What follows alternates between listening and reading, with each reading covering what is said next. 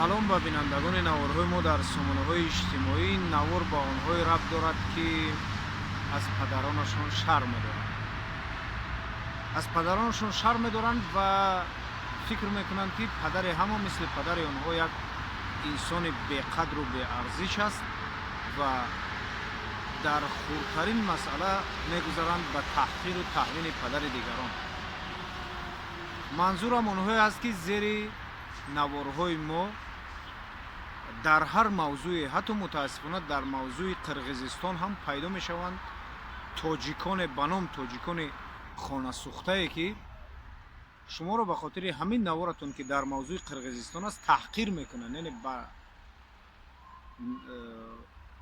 нафси шумо мерасанд, шуморо таҳқир мекунанд, падару модари шуморо таҳвин мекунанд, хонаводаи шуморо таҳқиру таҳвину ҳақорат мекунанд. мутаассифона ман аслан дар ин қадар соле, ки чизе гуфтам ё менависам, ҳатто таҳқирҳоро дар нисбати худам таҳқиру ҳақоратҳоро ҳам қабул кардам ва ҳеҷ гоҳ вокунише ҳам дар ин бора қариб ки накардам.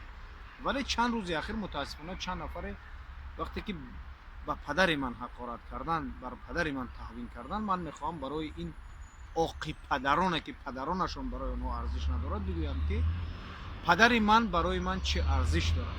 4 моҳ баъд аз гузаштани падари ман, аз ин дунё рафтани падари ман 5 сол мешавад ва дар ин 5 сол ман ҳеҷ боре аз канори мазори ӯ гузашта ба хонаи модарам нарафтам. яъне пеш аз оне ки ман ба хабаргирии модарам биравам, аз канори мазори деҳа рад мешавам ва дар ин 5 сол ман ҳеҷ боре нашудааст, ки сари манзили падарам ё канори мазори падарам истода дуо нокарда ба хона рафта бошам. фарқ надорад зимистон аст, боҳор аст, борон аст, барф аст, шаб аст, рӯз аст, ман дар мошини худам ҳастам ё дар мошини бегона. ҳатман вақте ки ман аз канори мазор мегузарам, агар рӯз бошад рафта болои сари манзили падарам дуо мекунам, агар шаб бошад хуб назди мазор истода, ҳатто агар дар мошини дигар кас ҳам бошам, назди мазор истода болои сари мазори падарам дуо мекунам, баъд ба хона меравам. барои ман ҳатто арвоҳи падарам ба дараҷаи азиз аст, ки чанд сол пештар як нафар, ки ман зиёд бовараш доштам ва ин нафар барои ман бисёр азиз буд, яъне ман бисёр бовараш доштам ва фикр мекардам, ки хеле инсони хубам аст. чун хеле аз корҳое мекард, ки ман воқеан бовар мекардам, ки инсони хуб аст. ва ҳамеша аз як нафар шикоят мекард, ки он нафар мисол инсони бад аст. яъне як нафаре, ки ман зиёд бовараш доштам ва меомад аз инсоне, ки хеле пасташ мезад, бо он якҷоя шуда дар ҳаққи ман зиёд ҳарфҳои пасту баланд гуфтанд. хуб зиёд сообщение бигӯем, яъне ба мессенҷер бисёр гапҳои бад навиштанд, маро таҳқир карданд, ҳақорат карданд, маро дар сомонаҳои иҷтимоие ки медонанд дар фейсбук бисёр тӯҳмати калон карданд. ин нафар ба хонаводаи ман, ҳатто духтарони маро, нисбати духтарони ман бисёр гапҳои паст гуфт. худо шоҳид аст, метавонистам дар зиндагиш барош бисёр зарар бирасонам. ҳатто барои ин кор як акс кифоя буд. вале ман ин корро ба чӣ хотир накардам? модари ҳамин нафаре, ки ин қадар маро тӯҳмату таҳдиду дар росонасиёҳу то магазинам инсон ҷамъ карданду маро ба чӣ пастиҳо муттаҳам карданду ҳатто то мағозаам одам равон карданд. ман ин нафарро ба хотири оне, ки модараш телефон карда гуфт, ки ба хотири арвоҳи падарат ҳеҷ кор накун. ва ман вақте ки арвоҳи падари маро дар миён гузошт, ман ба хотири арвоҳи падарам нисбати ҳамин нафар ҳеҷ коре накардам. бо он қадар таҳқиру тӯҳмату бадиҳое, ки дар баробари хубиҳои ман ин нафар барои ман кард, ман ба хотири як ҳарфи модари ӯ, ки гуфт, ки ба хотири арвоҳи падарат коре накун, ман ба хотири арвоҳи падарам коре накардам. ин ду чизро ман барои он нақл кардам, ки яъне падари ман барои ман бисёр азизу муқаддас аст, ҳатто арвоҳаш. ҳоло вақте ки шумо 4 бепадаре, ки аз падарони худтон шарм медоред, ки номи худтон номи падартона дар амон навор дарҷ кунед, меоед болои падари ман таҳвини тӯҳмату ҳақорат медиҳед. از برای خدا.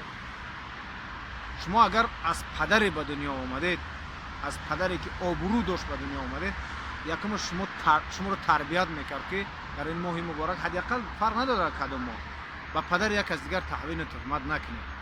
پدر شما اگر انسان میشد شما رو تربیت میداد، در برابر بحث یعنی یک سخن یک نفر با شما محفوظ نیست، شما با دلیل یا که به دلیل حتی میتونید یک جانب دیگر رو جانبداری کنید. برای شما رو کی حق داده است به پدران آخری پدر که بیاید پدر یک نفر تهمت تحقیر تهمین کنید؟ کی به شما این حق داده است؟ اگر پدر شما برای شما ارزش ندارد، پدر شما برای شما نمیدونم یک انسان بی‌نام و بی ارزش و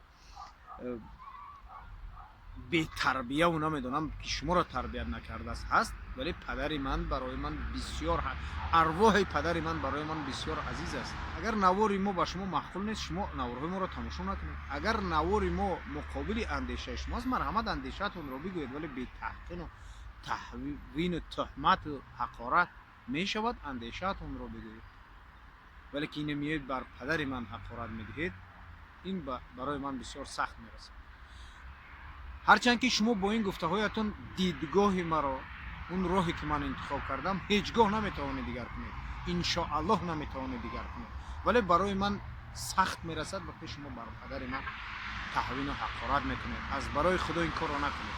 اگر نوار من با شما معقول نیست، بیایید نظرتون رو بگویید، نظر شما رو احترام میکنم، ولی تحقیر و تهوین و حقارت این چیزها را یک طرف بذارید. از برای خدا باقی یک و یکتون رو خداوند نگهبان باشد. کوشش کنید در این ماه مبارک یا عموما در زندگیتون دل هیچ نفر را نرنجانید. عمرها خیلی کوتاه است و ما برای هر گفته‌مون، حتما برای هر گفته و کرده‌مون اگر در اینجا جواب نمیدیم، فردا در نزد اون خالقی که ما را خلق کرده است حتما جواب داریم، حتما جواب خواهیم داد و این رو هیچگاه هیچ ثانیه فراموش نکنید. خداوند یک و یکتون رو بار دیگر میگم نگهبان باشد.